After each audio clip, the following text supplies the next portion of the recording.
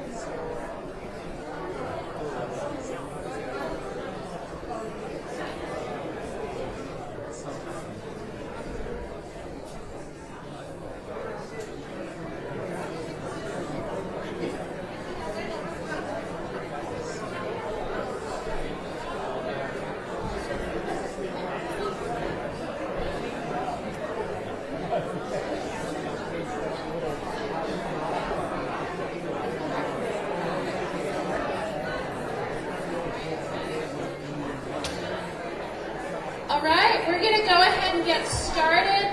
I know some people are still filtering in. Thanks very much. We are wowed by how many of you are here. It's a fantastic message that you really care about these issues that have been in the news, and thank you so much for being here. I want to go ahead and thank those who helped sponsor this forum and make it possible. TAF, the Asian American Foundation based in Minnesota, and KLCC. I also want to thank all the different elected officials that came out tonight. Hopefully I don't miss anybody here. We have Congresswoman Val Hoyle coming, representative from Senator Wyden's office, Eugene Mayor Karen Knudsen is expected to be here, Springfield's Mayor Sean Van Gordon, Senator Floyd Krasansky, Senator James Manning, Representative Lisa Fragola, Lane County Commissioners Heather Buck, Lori Trieger, David Lovell, Pat Farr, and Ryan Seneca. Eugene City Councilors Matt Keating, Randy Groves, Jennifer Ye, Greg Evans, Mike Clark, Lindsay Leach, and Springfield City Councilor Corey Rodley. I also see some of my colleagues from the Eugene 4J School Board, and I believe we were expecting some people from LCC. So thank you very much for being here. I also want to give a shout out to the Asian American Council of Oregon and all of its board and volunteers who made this event possible. A few logistics before we get started. Anyone who needs restrooms, there are 2 sets of restrooms. One, if you go to the back of the sanctuary on the left and go down the hall, you'll see some restrooms. If you go down the stairs and go all the way down that hall, there is a second set of restrooms. We have childcare in a nursery that is off to the left.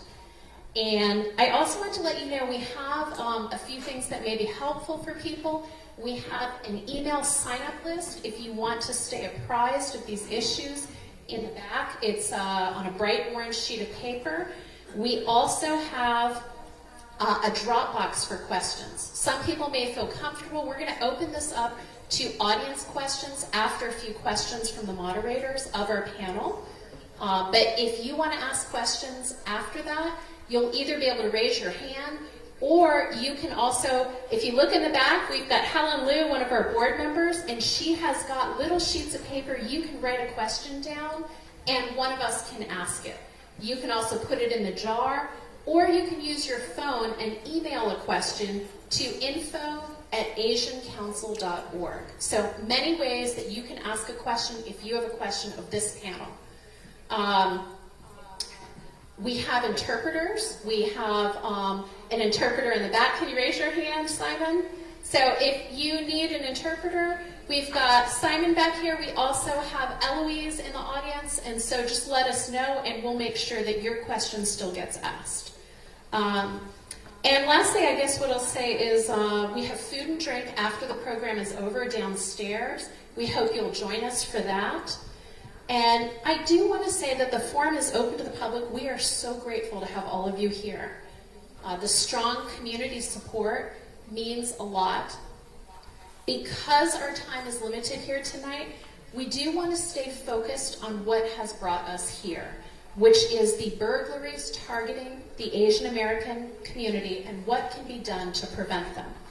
We know that there are broader topics on many people's minds, such as flock cameras and whether to use those, and we know that you care a lot about those issues. Those are important conversations that deserve a forum of their own, but tonight we ask that you honor the focus of this forum, and we want to keep the discussion on this topic. Likewise, we want to make sure the discussion does not turn into one that puts the blame of individual criminals involved in these cases on any one particular demographic, nationality, or country of origin, or becomes a platform for any anti-immigrant rhetoric. So I ask everyone to please respect these ground rules so we can have an informative and constructive discussion about these burglaries and how we can try to prevent more of them. With that, I'll turn it over to my co-moderator, Jensina Hawkins, so she can introduce the panel and give you some background. Good evening. Good evening.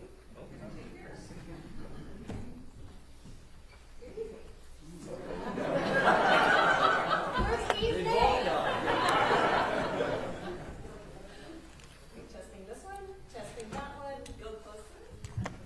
There you go. There you go. All right, thank you. All right. Woo. All right, here we go. Thank you so much. All right, I'm Jensina Hawkins. For the two of you in the room who don't know, that was Jenny Jonak.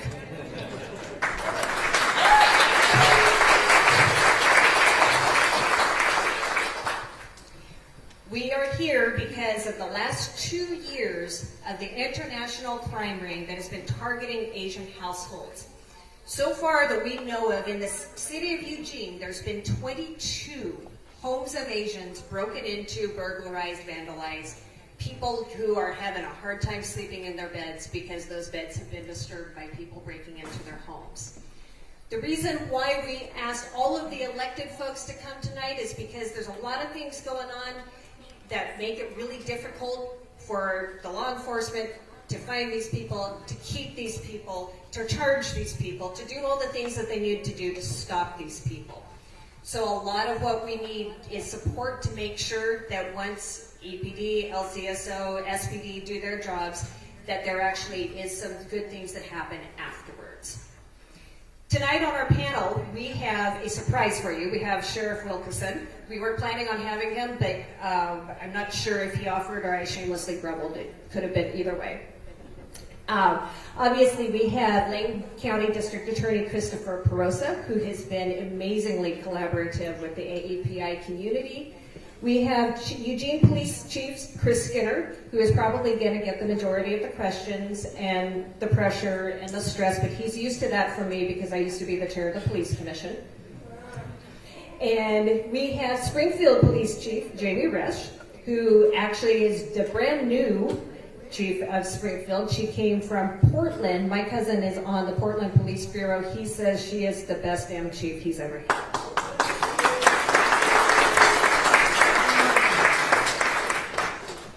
And then we have Prosecutor Gavin Bruce, and I actually don't know what your official title is. It's a bias crime resource prosecutor or a senior assistant attorney general. Yeah, what he said. So it is also his job to help explain why we're having a really hard time with a lot of these charges. With these introductions, I'm going to pass the microphone down through the panelists and have them give probably about, I'm going to shorten you guys, sorry, probably about 3 or 4 minutes each to talk about who you are, why you're here, and then we will start going into questions that Jenny and I will alternate, and then we'll open it up for questions from the audience. District Attorney Perosa. Thank you, and I will keep it short because I know you have a lot of questions and I want to make sure that everybody gets to have their questions asked and hopefully answered. I do want to note to start, and Chief Skinner and I were just talking about this a minute ago, there are going to be some things that we cannot get into, some facts about the investigations or ultimately the people who we believe are involved, because it could imperil the likelihood that we ultimately put a stop to these crimes and these actions, or ultimately for me, as a prosecutor, I have an ethical obligation not to try my cases in the media or in the public square, but ultimately in a courtroom in front of judges and juries and things of that nature. So it's not that we're trying to hide information from any of you with regard to the particular cases, but we have to be very careful about not over-divulging information that could put the investigation itself or the subsequent prosecutions in peril. So with that, I'd say thank you for having us tonight. I think this forum is in many ways long overdue. It's important for everybody to understand that when any one group in our community is being targeted for victimization, we are all under threat. And that is absolutely the case here in Lane County right now. We have, since July of 2024, to my knowledge, had a group of individuals that have been specifically targeting our local Asian population for burglaries primarily, and that is creating a great deal of concern for many of our cherished citizens of Lane County.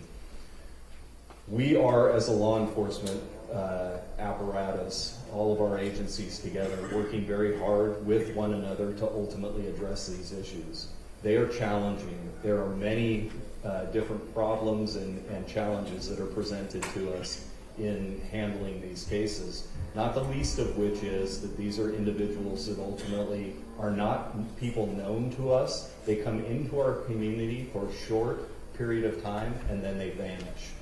And so we don't have familiarity with these folks. We don't have familiarity with their vehicles, or even we're just catching up to their tactics and the ways that they are ultimately committing these crimes.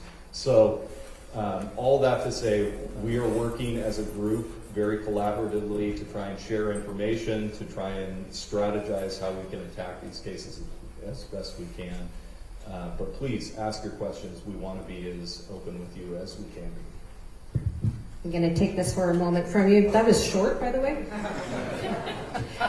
We do still have people coming in trying to find seats, so if folks are able to scoot a little bit, get cozier than you might be comfortable with to make room for more people coming in, that would be fantastic. Thank you so much. Chief Skinner. Good evening to everybody. For those that don't know, I'm Chris Skinner. I'm your Chief of Police here in Eugene, if you reside here in Eugene. I am entering my 35th year of law enforcement service in both Washington State and Oregon, and I have been here for 7.5 years. And we've been working really, really hard on kind of the public safety footprint here in Eugene, and continue to work really hard on trying to create a sense of safety for people. And the one thing that I would say is that it's a delicate conversation between safety and the perception of safety, two completely different conversations. And I know that that's both is going on with this particular group within our community. Not only are they being targeted, but they also feel really unsafe, even if they've never experienced being a victim of crime. I am going to, as best I can, frame a lot of my discussion around the victims of the crime, or at least making sure that the victims' voices are heard as we go through this. We try to take a victim-centered approach as we investigate these crimes. Sometimes we do a really good job of that, and as imperfect human beings, sometimes we don't do a very good job of that.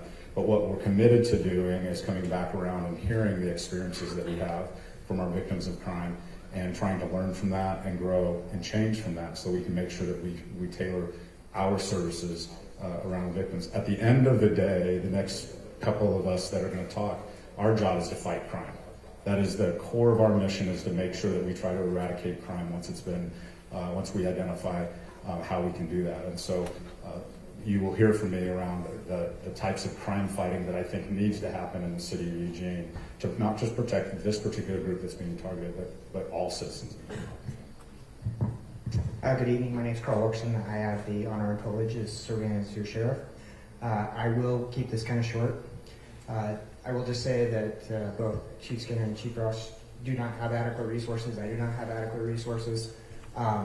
But We have always been very collaborative, and we have always done a really good job working together. I'm here to support them, as most of the cases involve their cities, and though we have had one that we're aware of where an individual family was targeted within the county. And I just want to say that we will do everything we can to support them and to share information with them and work with them to try to solve our case and help them solve theirs. So thank you for being here tonight. Good evening, Jamie Resch, I'm the Springfield Chief. Just prior to that, coming down, I've been down here for about 2.5 years. And prior to that, I did 25 years up with the city of Portland. I have kind of a twofold agenda for this evening. One is obviously to talk about what we're here to talk about, but also to put a face to SPD for those of you who have not had an opportunity to meet me or who have not had an opportunity to engage with a Springfield police officer, just because I know we're over here in Eugene. Another important aspect for me, for you all to know, is that as it's been mentioned, we do understand that while the three of us have jurisdictions, the people who are committing these crimes do not have jurisdictions. And they go in between our areas, and that's why it's so important that we work collaboratively, sharing information and using all of the tools that we have. So I thought it was very important that you see that, the vast majority of the agencies in this immediate area are here this evening. As you hear me talk, if you hear me say reported crime, I am using that term very intentionally. Hopefully I have the opportunity tonight to talk a little bit about how important it is that we know what is happening, and sometimes crimes go unreported for some very, very understandable reasons. But when I say reported crime, I'm speaking intentionally, and so hopefully we can talk a little bit about that. But I really appreciate you all being here this evening, and I look forward to tonight. Good evening, my name is Gavin Bruce. I'm the Oregon Department of Justice Bias Crime Resource Prosecutor. I've been in this position for just about 3 months, but I actually come from the U.S. Department of Justice, where I was in the U.S. Attorney's Office for 8.5 years, where I served as the Civil Rights Coordinator for the District of Oregon, prosecuting and investigating hate crimes across the state. And I think it's a perfect segue from discussing collaboration between the different agencies here locally, and it's why I'm here today, is to talk about the collaboration that we see between the different agencies and also statewide, because this isn't just an issue that is affecting Lane County. There are communities, AAPI communities, that are being affected in Beaverton, in Albany, in Deschutes County, and all over the state that are being affected in very similar ways. And so our job from the state is to try to be a resource to every local law enforcement agency, but also to try to be more of a global clearinghouse in an effort to try to combat this from a statewide perspective and to provide those resources from the state down to the local agencies that are really have the boots on the ground, that are trying to investigate and prosecute these cases. So in my current role as the Bias Crime Resource Prosecutor, I also have a lot of information on what types of crimes fit into bias crime and some of the difficulties that the local prosecutors and the local investigators have with bringing bias crimes. So that's probably where I'll be talking a lot tonight about those difficulties and also some of the plans that we have to try to address those. So with that, I look forward to all of your questions.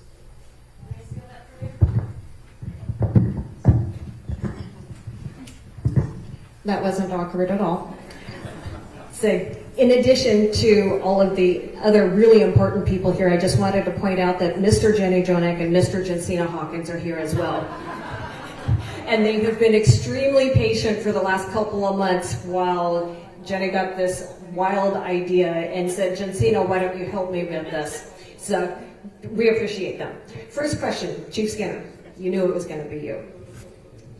Please describe the investigative process that led to the apprehension of 7 suspects on October 9th. Thank you for the question. So we affectionately refer to this as our Skyline 7 that were arrested most recently. And investigators were working really, really hard to try to identify pieces of information that we could track down to help us focus on whether or not A, the suspects were still in our community, and B, if they were in our community, where were they? This particular group, part of the strategy is that before they commit burglaries, they have a jamming device that jams Wi-Fi, which then oftentimes shuts down surveillance video that's happening in your house. How many people have surveillance video that's anchored to their Wi-Fi? Most of us do. In one particular case, we had a piece of video, very granular piece of video, with a vehicle that we thought was a suspect vehicle. And honestly, and we don't necessarily need to get into the ALPR discussion but I have to say that at that particular moment, it was a Wednesday afternoon. I was on a council meeting and a work session talking about the values of ALPR technology when we got our first hit on the vehicle we were looking for. And how we leveraged the technology is we didn't have a plate. We had a really good description of the car. We were able to put the description in the car into the ALPR technology, and the ALPR technology started giving us options for that vehicle, and we were able to identify the suspect vehicle with a California plate after vetting a couple of vehicles that were similar in nature, but we found the perfect match. We found the suspect vehicle with the plate. Once we had the plate, the ALPR technology was just invaluable. I'm sitting in the council meeting. We get our first hit on ALPR, and I honestly, if I could have you see what happened next, an entire detective division who was watching the council presentation, to include our special investigation unit, goes running out of the office, hitting their cars. We had almost immediately 15 to 20 police officers scouring the areas looking for the car. Long story short, we were able to vector in on an area that we thought the vehicle was at. All of our patrol staff was driving up and down streets looking for this vehicle, found the vehicle at a residence, recognized that the residence was an Airbnb. We quickly pulled back and started our surveillance, did our surveillance. I'm not going to talk about a specific tactic we used, but we started our surveillance, and we were able to follow that vehicle up through the communities of Corvallis, Albany, Salem, sat down the street while they committed a burglary in Salem, alerted Salem PD to that, so that's solved for them. Followed them back to Eugene, and what we were trying to find out is with the stolen equipment, were they dropping it somewhere else other than the house they were staying at? So a stash house or a safe house. We were able to write search warrants as a result of all of that information, and ultimately serve those search warrants, and we'll be able to make those 7 arrests. But it was from noon on Wednesday of that day, for the next 36 hours, the EPD detectives worked every single hour for those 36 hours till we served that search warrant on those individuals, and were able to arrest those 7 individuals.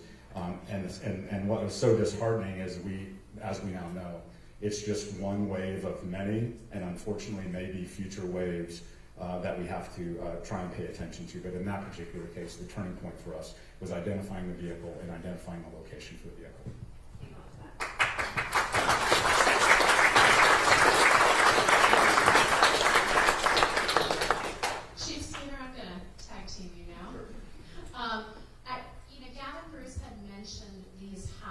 Outside of Lane County in other parts of the state. Can you speak to that? Because I think one of the questions that's come up is how much of this needs to be a local effort, and how much of this really requires coordination among jurisdictions or actually at the state level? Yeah, this is not a Eugene issue. This is a statewide, this is a national issue. Most recently, there was a separate group of individuals arrested in Clackamas County just recently. We got alerted from some law enforcement professionals in California that were tracking these individuals up the I-5 corridor. They bypassed Eugene and went up to Portland and did their work up there. And so it's happening up and down. And this is one of the challenges of being on the I-5 corridor. It's an easy ingress, egress. It's easy to duck into our town and victimize our community, and then easily and quickly escape. But we're seeing this up and down the West Coast. We're seeing this nationwide.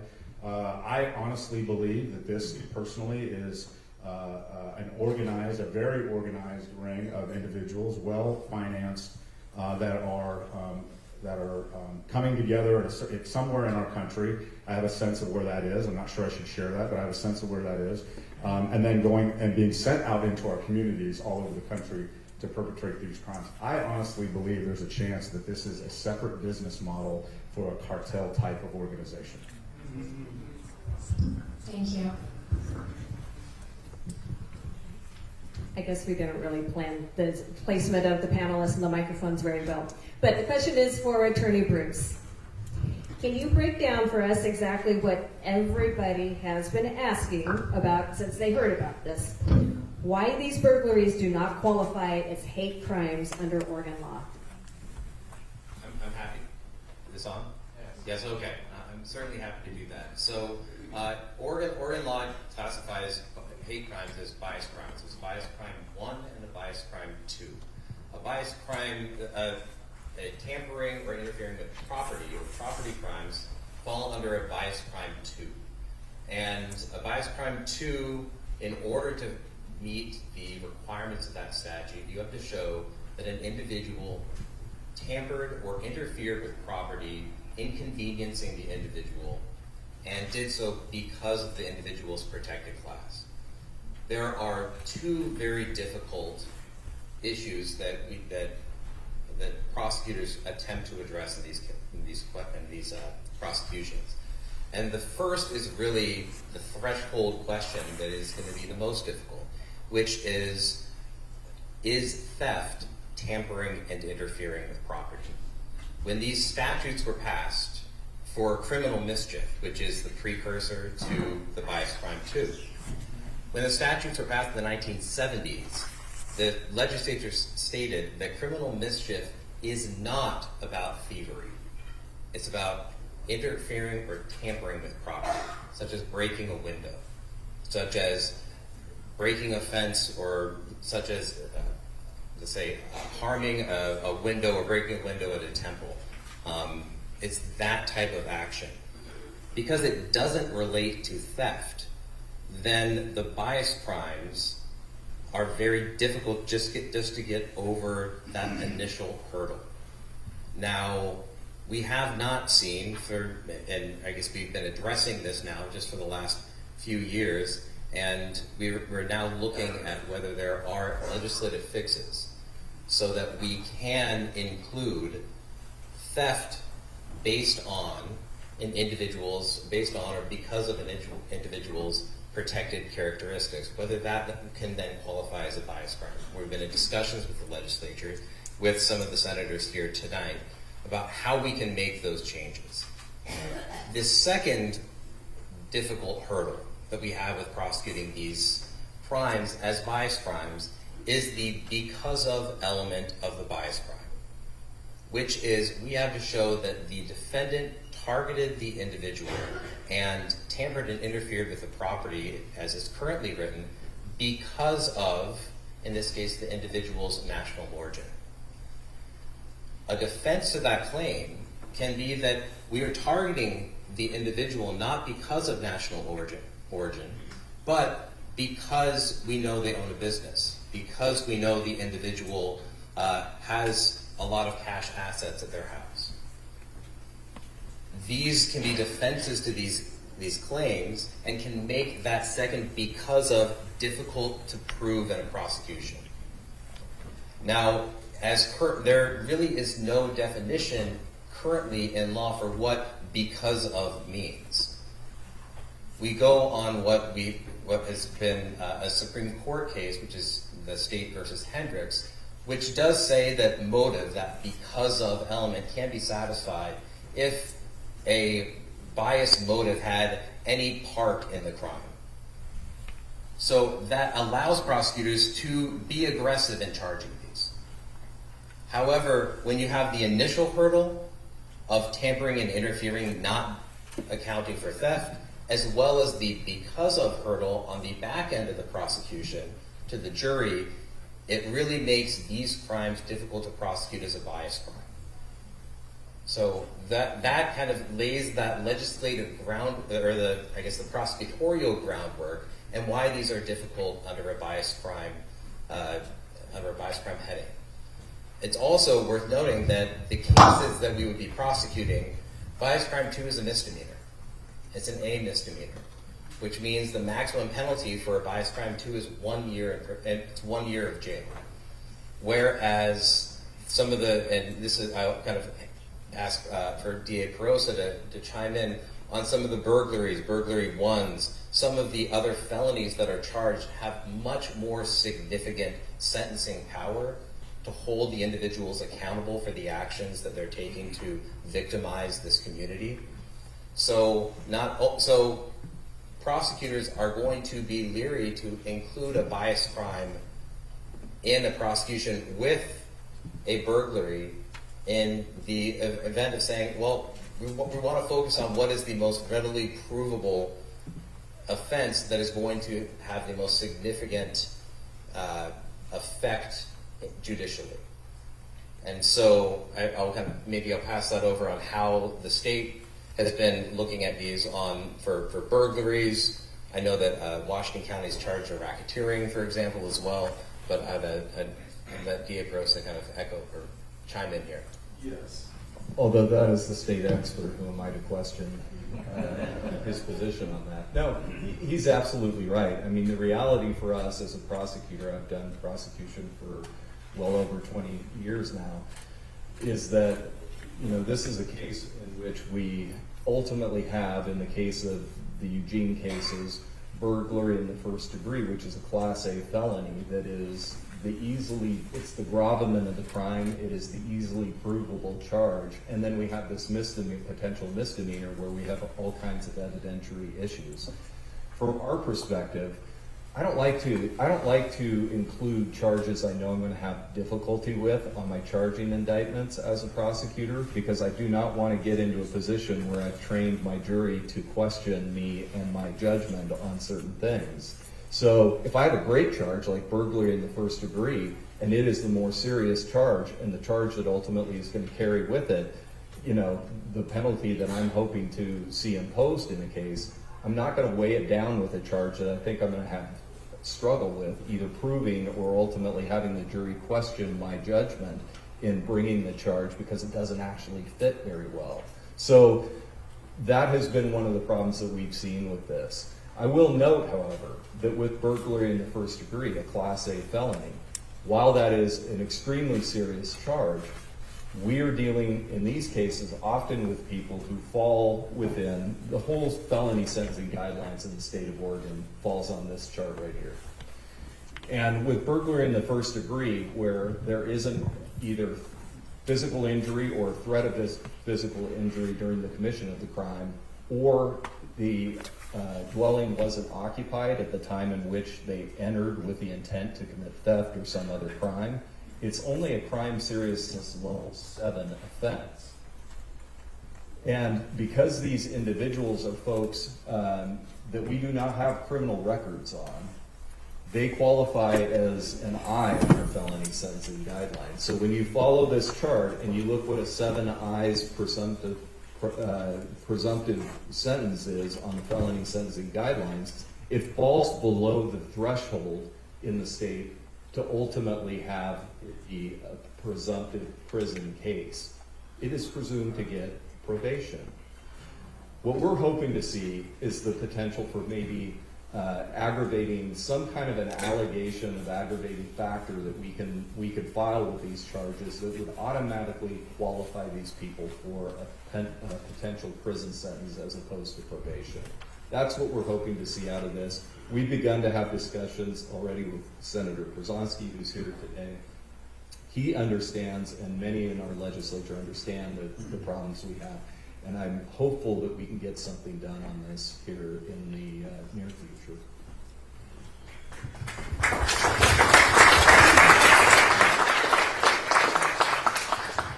DA Perosa, that brings me to my next question, which I know has been on many people's minds.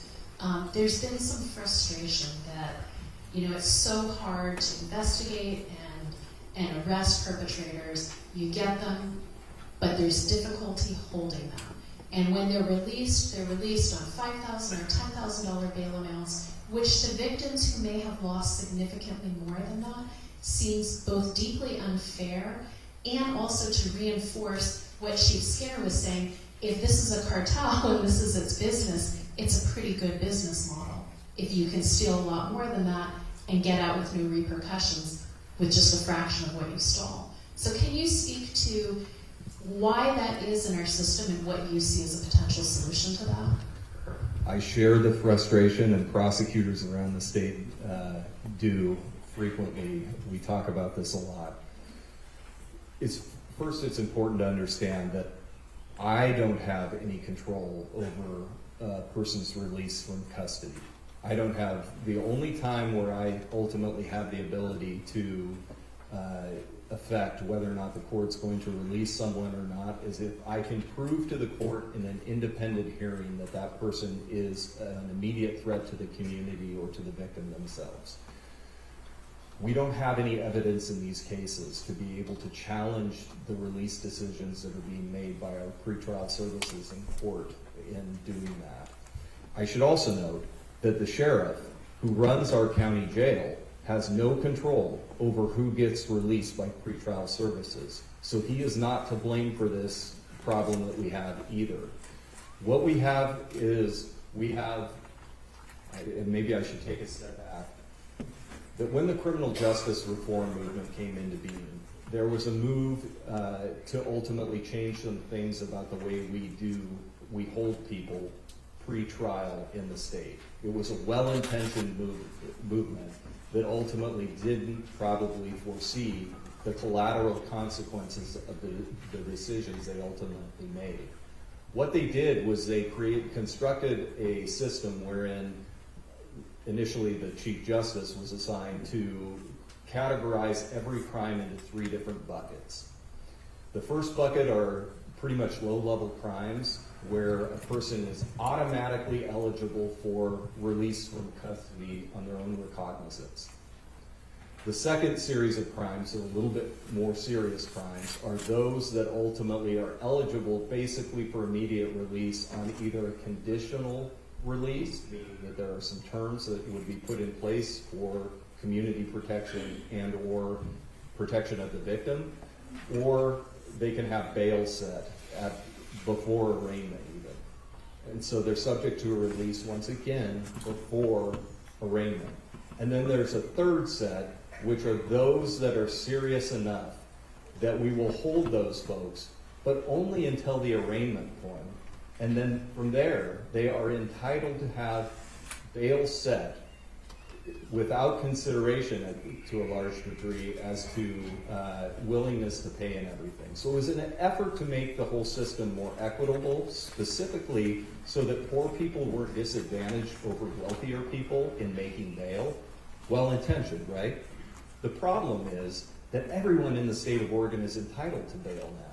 And in these cases, when you compare these very motivated, targeted types of cases against your garden variety burglary case, $100,000 in your garden variety run-of-the-mill burglary case would be a sufficient amount of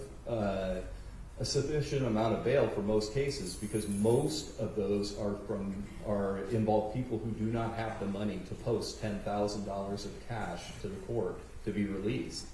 Because this is a well-funded, highly organized crime syndicate that we are dealing with, these people can get their hands on, if you set the bail, as was recently happened with the 7 folks at, what do you call them, the Skyline 7. They all had bail set at $100,000. Well, guess what? Their organization, or I'm assuming their organization, was able to provide $10,000, 10% of the bail set, to achieve their release. And the frustration, from my perspective, as we saw in cases involving prior AAPI burglary individuals, was that they immediately flee our state once released, and often will make their way back to wherever they're from.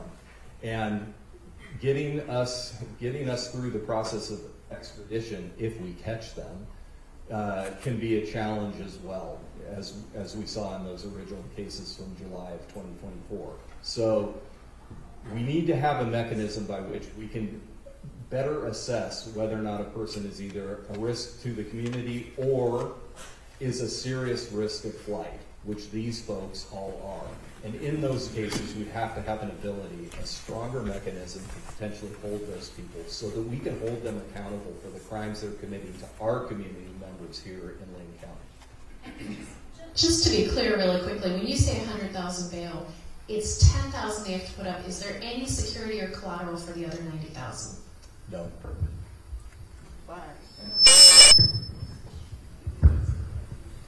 All right, well, thank you for raining on our parade, dear Perosa. The next question is for Springfield Chief Rush, and then I would like you to pass it to Sheriff Wilkerson, because I think this also is going to apply to his territory as well. Can you explain to us why Springfield and rural Lane County is either not experiencing or reporting as much of these crimes happening?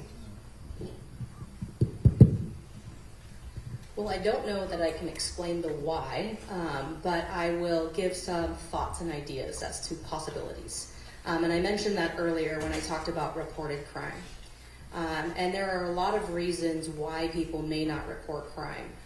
And they're very valid reasons, a lot of unknowns. What's going to happen if I call the police? Who's going to show up? What police officer I'm going to get? What happens after I call the police? Not to mention some very valid concerns related to language barriers and cultural differences. And so that's why I think it is so important that we have these conversations, so that if we are experiencing these types of events in our city and they're not getting reported, that we have community members that we now have relationships with that can reach out to our community members and make them feel more comfortable in reporting to us. So I know, like in Springfield, we have access to Language Line for people who may need that assistance. We also have 2 detectives that are assigned to investigate these cases if we should get them. So that was for consistency, so that victims, if they need to, know that they're working with the same detective for each case. We also have a limited ability if there are individuals who really just don't feel comfortable initially talking to someone in uniform. We have the ability to respond not in uniform. I don't want to just blanketly say we can do that, because we still do have to wear a uniform and respond to calls, but there are certain situations where that can be very beneficial.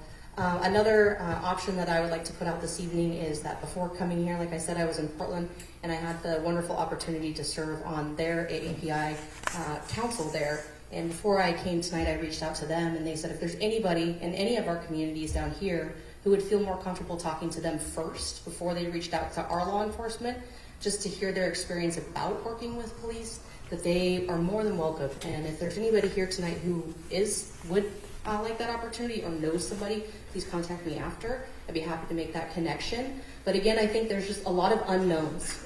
And if we can work to reduce or eliminate some of those unknowns, then if there are things that are happening in Springfield or Lane County that aren't being reported, hopefully we can hear that.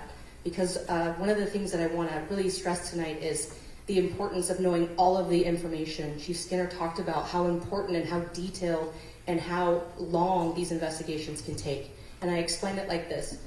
It's like writing a book. The police departments have to write a book. DA Perosa's DAs then have to tell that story. And if we don't have every page of the book, it's very difficult to tell that story in court that ends in a successful prosecution. So that's why I really stress knowing everything that's going on in our communities and finding ways that we can do that. Thank you. And before I kind of answer that question, I actually want to give a pat on the back to Chief Skinner and his crew. I don't know if everybody recognizes the amount of police work that was done and the incredible police work that was done. And I, as a sheriff, am extremely proud of the work they did. So thank you.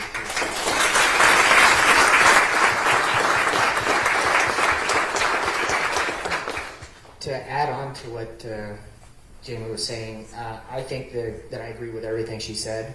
I also think there's a little bit of a difference in the county and the fact that over the course of the years we have, because we've been so under-resourced, we have conditioned a lot of people not to call us. A lot of people have been victims of crimes and think to themselves, oh, well, they're not going to be able to do anything about this anyways. The chief had earlier said reported crimes. I'm not certain that there aren't several more of these cases in the county because they have not been reported. One of the things I've talked about in the past is that if we somehow miraculously got sufficient funding to put out a reasonable patrol force in the county, one weird thing might actually happen is, statistically speaking, crime may really go up because people will get trained then to call and report their victimization. And it would take some time for that spike that to level out so that you can actually have real statistical data on where we're at. But in the county, unfortunately, the people have just been trained to deal with the loss and deal with the fear, and I hope that we can help, as James said, build the trust to get a hold of us, and I know that her contacts would probably be willing to help us do all the same things. So, thank you.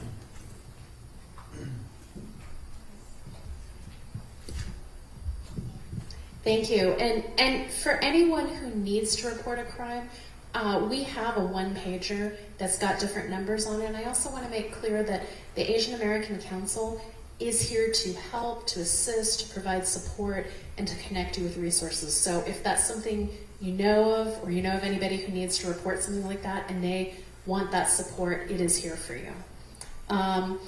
Our next question, and I'll ask Jensine after that if she wants to go to the audience, because I know we're running a little late on time.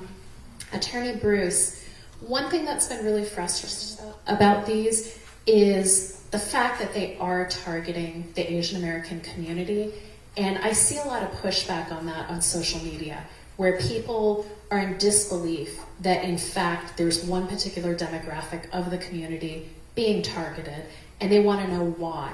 People are more likely to believe that it's just someone that seemed to be wealthy as opposed to the Asian American community. And that's been really tough, I think, for victims who feel like part of the experience is being denied.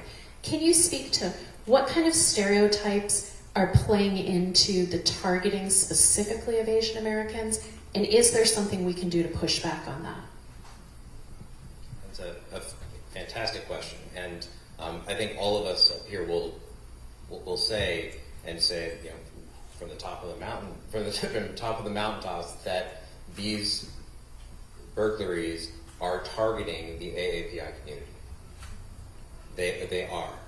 I mean, it's not just that you know, the lived experiences of the victims that we see who have been targeted. It's the data. The data is showing that these are the communities that are being targeted. As to the stereotypes, one of the stereotypes really that really plays with a lot of bias crimes in general are that these are communities that have been it's ingrained that there is a sense of distrust of law enforcement, sense of distrust for reporting, and in some cases a sense that there won't be, whether the crimes won't be reported to law enforcement, or that they'll be the victims will remain silent, whether it's because of shame, whether it's because for a whole host of other trauma-informed reasons that they would remain silent. It's events like this that help us talk to that. It's seeing a room full of individuals and community members that are dedicated to assisting and speaking for those in the community, and those in the community speaking out. And so the more events, and the more events like this, the more we stand up as a community and say that these crimes are targeting a protected class. These crimes are targeting vulnerable individuals in our communities, and that we're not going to stand for it. And we're going to put the resources, not only of our local law enforcement, but our state law enforcement, into these cases. Then that's what we hopefully do, is then we have the resources to investigate and prosecute, as well as the message that that's what we're going to do, that we're going to prosecute. We're going to hold these individuals accountable in a court of law, not just with an indictment and release, but through trial, through prison, through restitution, and through a victim-centered approach to an investigation and prosecution that will bring accountability and hopefully some sense of closure to the victims. So I think this is the type of event that is going to help change that narrative. Okay, so I guess I get to start the free-for-all. First of all, I need to know where our microphones are and who's carrying them. Okay, Susan Cox is going to help us. She's our honorary Korean consul, by the way. All right, Susan's got the microphone, so if you have questions for the panelists, please raise your hand. Okay, all right, that's a good start. Hi, I'm Marvie Schumann, and a few months ago in our neighborhood, I actually witnessed, because I was interrogated by the detectives that went door to door, there was a very big burglary. This happened when we had that windstorm, and the family that was burglared was, their fence fell. And from what I understand was the burglars came, it was a corner property, burglars came, broke the back door, and stole the cash, the vault, and many other personal items. I know that they are becoming very sophisticated now, so I want to know what we can do to enhance our security system. I had cameras, so some of the photographs that I said that when we were looking through the cameras that I didn't recognize this vehicle, I gave to the detective.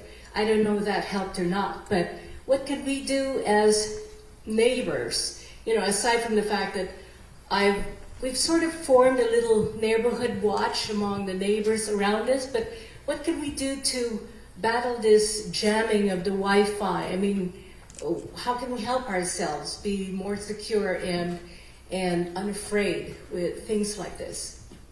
This looks like a question for Chris Skinner. Well, it's a multi-part question with multi-part answer.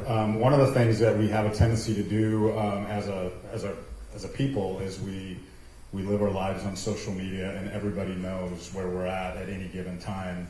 Most of these burglaries are happening when people aren't home. Not all of them, but many of them are. And that's by design, because they know when you're not home, because they have done a tremendous amount of surveillance to recognize where you're at. We were talking about stereotypes a little bit earlier. One of the stereotypes is that all business owners are wealthy. If you're a business owner in this community, in this audience, you know that the business owns you more than you own the business.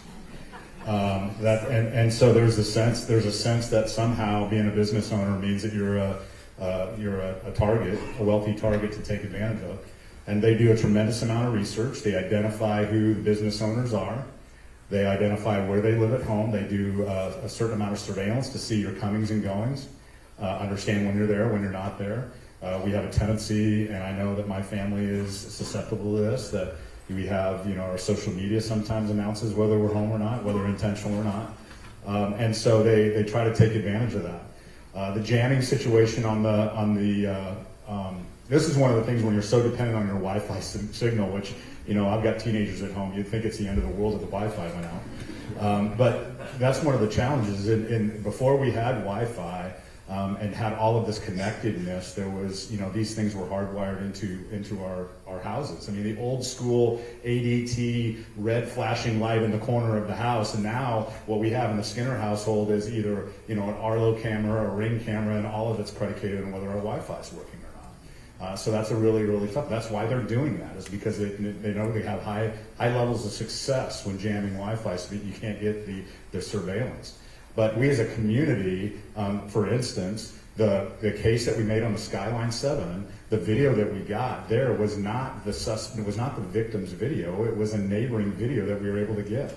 And so as much as we can have a really good community conversation about surveillance is happening everywhere, and in many, many cases your neighbor's surveillance is going to help you out. And so coming together as a community, being aware of what's going on in your neighborhood, and calling us when you see something suspicious, and not waiting or think about it. If there's a gut feeling that that's not right, then call us. Even if we can't respond because we're busy, if we can get that piece of information, hey, there's a gray van sitting down the street that just looks like it just is out of place, and there's somebody sitting in that, and I saw 3 or 4 males walking to the van and walking away.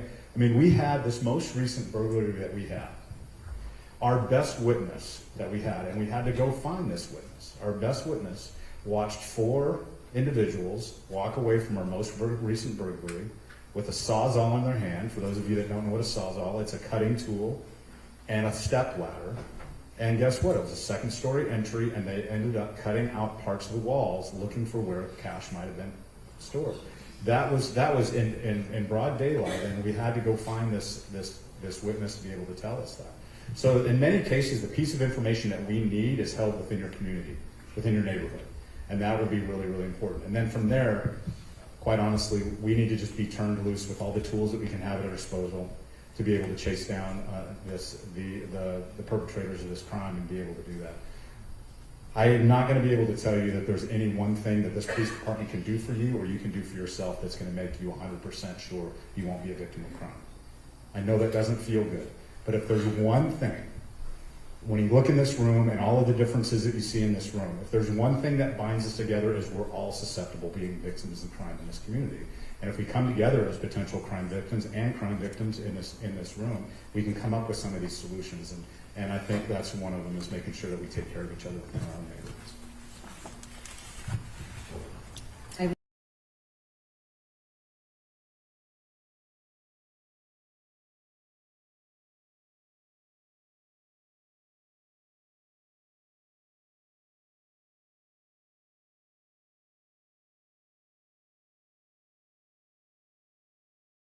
First, to get some statistical information about the burglaries. So, of all the burglary cases in 2024 and 25, how many targeted Asian families?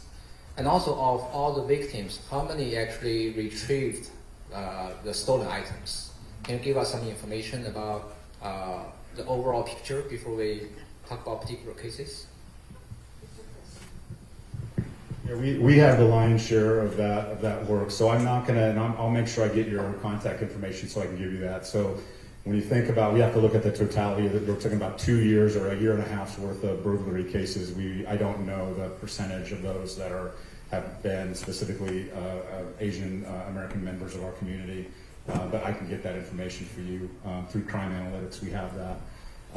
I would say anecdotally, in very rare cases do people get back what has been burglarized, in very rare cases.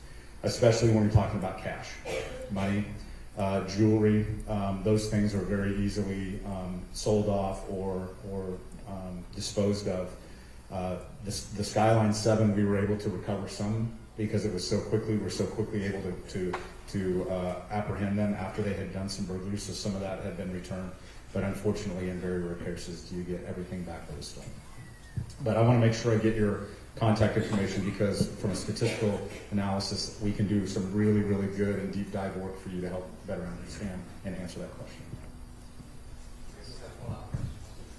Let's do one. And I just follow up, it's probably, frankly, a low number. We have a lot of burglaries in this community. That's a reality, but it doesn't make those crimes less impactful. The fact that these folks are targeting the AAPI community in the most insidious ways, from my perspective, doesn't mean that because maybe we have, in a year, 1,000 burglaries in Eugene, Springfield, Lane County, and only 20 were AAPI, doesn't mean that your cases aren't absolutely important to us. In fact, they're incredibly important to us because unlike many of those other crimes of opportunity, this is a group that is targeting members of our community specifically. They're coming from other locales to our community to target members of our community. And so they're very important to us. So regardless of what the numbers would actually look like, please hear us when, as Chief Resch was saying, we want you reporting these crimes. We're going to have better statistical information if you report crimes that are happening to you. And I would feel terrible if ultimately crimes were happening out in our community and you were failing to report them either because of shame or some other reason. We want to know about them. We want to help you out.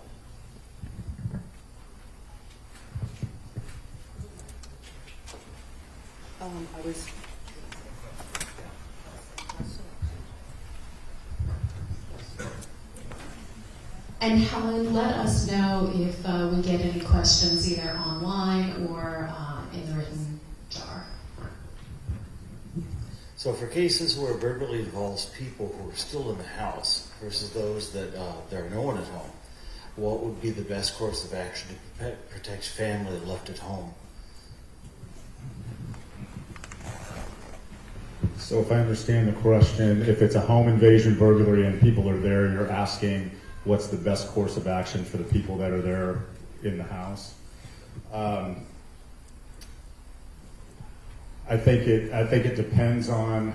That's such an interesting question, because what my family would do and what your family would do might be two completely different things, and I'll just leave it at that. I'm married to a former Marine police officer wife, and so God help him. But it's a serious question. The first thing I would say is that your safety is paramount. Anything you happen to lose that's of material value is not worth your life. I have not seen anything to suggest this particular group is violent. We have not seen a level of violence or of carrying of weapons or those types of things. They are crimes of opportunity for them while you're mostly gone. And in a few instances where they thought somebody was gone, somebody might have been there, but there was not an altercation. There might have been one or two, but not significant altercation. But your safety is the most important. So I would say that we would say if you're calling 911 in this particular cases, and that's the distinction. If it's a crime in progress, we want you calling 911. If you happen to come home from vacation or a long day at work and you found that your house is burglarized, then it's more appropriate for the non-emergency number as opposed to the 911, the in-progress number. But those dispatchers would probably tell you when you do that is they would ask you to feed them intelligence about what's going on, where you hear people, what you see, so responding officers to the scene can be prepared. We come in very heavy and fast on those, and it's important for us to try to articulate and be able to know who are the good people versus the bad people in that scenario. And so sheltering in place, especially if you're not in danger, sheltering in place is really important, much like in our schools. We have shelter-in-place types of strategies for active threats in our schools. It would be the same for the house, sheltering in place. But at the end of all of this, making sure that you understand that your life is more important than anything you're going to lose. And again, being able to feed us as much information as we can so as we arrive. Because when something comes out and it's a home invasion, what happens is tones go out on the radio. And when tones go out on the radio, everybody's listening. I don't care what they're doing or where they're at, they're listening. And it looks like, honestly, it looks like a 6-year-old soccer game. If you have 6-year-olds that chase the ball around, that's what happens. You get a tremendous amount of resources. And when we arrive on scene, we're very coordinated, but communication is really important, and being able to understand who the suspects are versus who the victims are is a really important piece of information for us. And so feeding us that intelligence is super important. Can I just add one thing to that? And you mentioned like your family's at home, so if we take the scenario that you're not at home, but maybe you've been made aware that you're watching camera or something, it's very important. I always tell people, especially with children at home, to make sure that they know their address. A long time, like when I was growing up, if you picked up the phone and you called 911, dispatch knew it because the phone was where I was because the phone was connected to the wall. Most of us have cell phones now, and a lot of us don't have landlines in our home. So a lot of times we get phone calls and we're trying to figure out where people are. And so if it's really important that every person in your household knows your address. So if they're on a phone that dispatch can't immediately track, we can get that information as quickly as possible. I'd like Sheriff Wilkerson to address the question as well for folks in the rural part of Lane County where it may take longer to have a deputy respond. Sorry. Yeah, unfortunately, depending on where you live in Lane County, you may not get the same level of resources or the same speed that both of these chiefs have the ability to provide. I would say that everything that Chief Skinner said is absolutely 100% right on, in that there's nothing in your home that's more valuable than your life or the life of your family. So honestly, I tell my staff that if they see something off duty and it's not something that they need to immediately involve themselves with, to stop somebody from getting hurt or injured, I want you to be a really good witness. That's also one of the things I would say is, get as much information as you can, but get yourself to a place of safety and give us all the intel you can give us. And honestly, have plans. You were talking, or Jane was talking about, make sure your kids know the address. Make sure your kids know where a safe place to go is. Make sure that you know how to get in and out of your house in all the various ways. And it's important for a variety of reasons. You know, if you have a 2-story house and the house is on fire, how do you, if you're upstairs, get out if downstairs is blocked? So some of these things are just natural planning, and they can kind of cover multiple scenarios. So, but just, yeah, do everything you can to keep you and your family safe.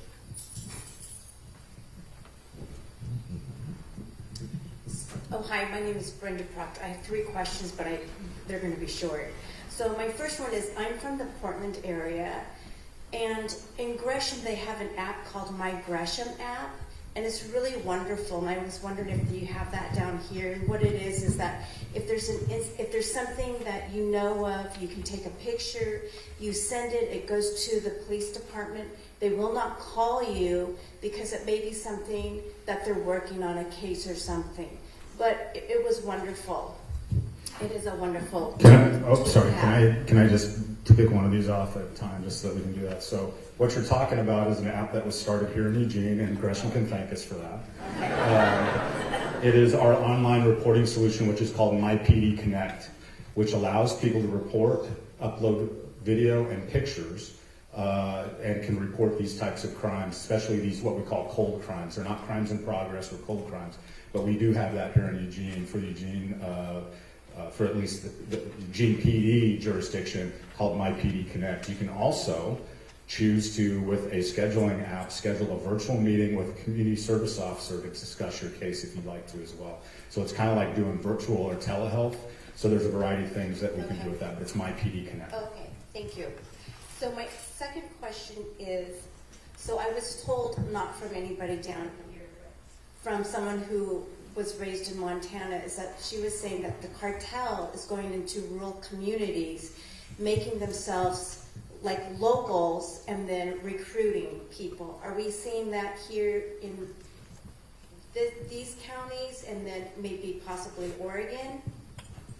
I don't know that I can say that I've seen what you just described, but I can certainly tell you that I have a team of folks who investigate organized crime. And the cartels are in Wayne County, and they're not just your traditional Central American cartels. There is a variety of them, but organized crime, and it is in our community. What I've seen mostly is they come, they do their business, they leave, but you know, anything can lead to anything else if we are not paying attention. Okay.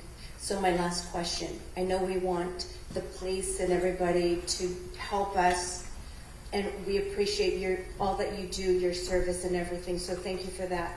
But what can we as citizens do to help protect ourselves, our communities, and to help you?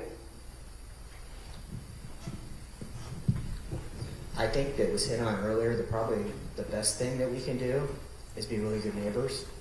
I mean, we have gotten into a society where we don't know our neighbors, we don't talk to our neighbors, we don't pay attention to the comings and goings of our neighbors. I mean, neighbors first is probably going to be the best thing, and then being good witnesses, providing information when we're investigating, being unsuspicious when we're asking about your ring cameras or your various things that can help us prove cases. And I know that Chris has got something to say, so I'll turn it over to him. Well, Chris has always got something to say. That's a problem. Yeah, no, I'm not an elected official, even though I sound like one. For purposes of this particular conversation, what I would say is you got to advocate for each other. The victims in this crime are not great about advocating for themselves. We have some that are very good at advocating for themselves. But mostly, when we start thinking about the different community groups that we deal with, some of our marginalized community groups or underrepresented community groups, they just aren't great about advocating for themselves sometimes. And so we need to have meetings like this so that we give them the sense of empowerment to advocate for themselves, or find somebody that can advocate on their behalf so that we can have that conversation. Because I think all of our points, we could go down the list. It's not just these burglaries. You can go down the list of a variety of groups of individuals that underreport crime for a variety of reasons. Everything from distrust of law enforcement to the language barrier to embarrassment. It doesn't matter what the reason is. The point is they get underreported. And so how they get reported is making sure that you, as a fellow community member, wrap your arms around them and encourage them to do that, accompany them, and give them a different experience with law enforcement. You know, we can never build trust in a community if people aren't willing to put themselves out there a little bit and give us a chance to prove them wrong. You know, it's like building a relationship. Let us prove you wrong about how we can try and meet your needs. And sometimes that's scary, but sometimes the way that happens is through a tremendous amount of advocacy from the community that's trying to support them. Just a couple of specific examples. Not only call us, but call us back. So when we have a burglary or something happens in a neighborhood, I have officers and detectives who will go out and canvass. And a lot of times people aren't home or they're asleep and they don't answer their door. We leave a lot of cards. We do not get a lot of calls. So if a detective or an officer leaves a card on your door, please call us back and inquire. You may not know that your neighbor's house was broken into, but you may have evidence that's critical to us. And Chief Skinner touched on this about our social media. A lot of people post, I'm on vacation in Hawaii next week, gonna have a great time. I wouldn't suggest doing that, especially when people have the ability to so easily look, and a lot of people don't keep their social media private. Another thing is we all talk about we have cameras. Have you actually looked at what your cameras see? We get a lot of video of the top of people's heads because we put them up high so that people can't get them, and then I look at the top of everybody's head that walks around. So it's very important that when you place your cameras and you do certain things, you actually take the time to look at it. When you're looking out, you know, you're at work and like, oh, I got a hit on my Ring camera if somebody's at my front door. 99% of the time there's nobody at your front door. Mine is the flag that flies in front of it.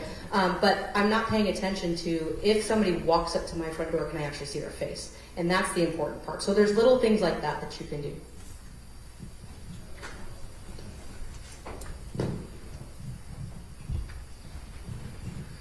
Can you share any information that you collected from the Skyline 7? No.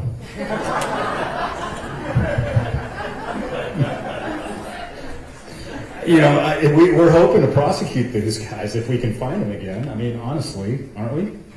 Yeah, exactly. You know, I think what we've learned, what I would say is what we've learned from that group is it's rinse and repeat as far as method of operation. So what it's done is it's reinforced every time we do one of these things. It helps us get a little bit more precise and focused on what we're looking for. In this particular case, it was pizza delivery ruse to do the surveillance. It's not always the pizza delivery, but it's oftentimes delivery of something that they're showing up as. So those are the types of pieces of information we get. The jamming of the signals we got, we found that out in the July of 24. We saw it again in the Skyline 7. We followed them all over Corvallis and Albany and up to Salem. Same stuff, same things happen up there. So while I can't talk about the details of the case, because we certainly don't want to do that, what I can say is that we're gathering intelligence each time, and we're getting better and better at this. And with the right tools, we can do this. You've heard me say that a few times. I'm trying not to get too political here. But with the right tools, we're able to be able to apprehend people a whole lot quicker than we have been in the past. And they're sharing the information. That's the part that I have been so impressed with Chris and all of their teams, is ultimately there's a collective of detectives from around the country who are speaking to one another about what they're seeing, how how the operation is changing over time, so that everybody is keeping apprised of what the new tricks that this group is using, which is fantastic. So kudos to your team for sharing out information with those other agencies. And I will say that sharing has extended to our federal government as well. FBI, we spent the day after the Skyline 7 arrest, we spent about 2 hours on the phone with about 30 different detectives, to include an assistant U.S. attorney as well as a local FBI. So we're starting to see more involvement, more interest from our federal investigative and law enforcement partners that have the ability to reach across state lines, and quite honestly are wanting to really focus in on specifically the wire fraud aspect of this work, is money getting wired back somewhere across state lines, and that's really the threshold they're hoping to be able to prove so that they can really throw some federal resources at us. I think we have time for one more question. One of the questions that I had was about the trust, and one of the things that we're seeing on social media is things aren't being monitored the way that we feel that they should be in the AAPI committee. Definitely I'll be posting some further information so people know where some resources are, like PD Connect and Language Line Services, which a lot of people were unaware of. So I think that's great to help with the underreporting. But one of the things that we are seeing is some sources, such as the Eugene Police Department social media, there's a lot of talk, but nobody's monitoring these talks. So they just stay up there, and they're making people angry. What are we going to do about that? So I'd have to better understand, are you saying that we post like a press release or something like that, and then you have a comment section on that? Yes, the community members. Yeah, we can't pull that down, unfortunately. That's not, I mean, there's some free speech implications of that, and we are not at liberty to censor those individuals. Our social media, like many law enforcement social media, has never been decided. We can certainly turn comments off, and we're happy to do that, but actually pulling certain comments out, we either need to turn them all off or turn them all on. But most social media law enforcement is not designed to have a back and forth discussion, because what happens is then people start to report crime on social media, and that's not the way we want people reporting crime. So in this case, some of the hurtful comments that we see, what we could do is we could be a little bit more sensitive to whether or not there's starting to be a volume of those, and then just turn comments off. But as far as picking out individual ones, it makes it really, really tough for us. Understood. So I just want to, we're almost at the 8 o'clock hour. I want to say again from myself and Jensina, thank you so much to everybody for coming, for being here. This is not over. We have food and drink for you downstairs that we hope you'll enjoy. You can mingle if you have other questions. Everybody here is going to stay for a while, so you can ask more questions, you can talk to each other, get to know the other people here, and thank you again so much for being here.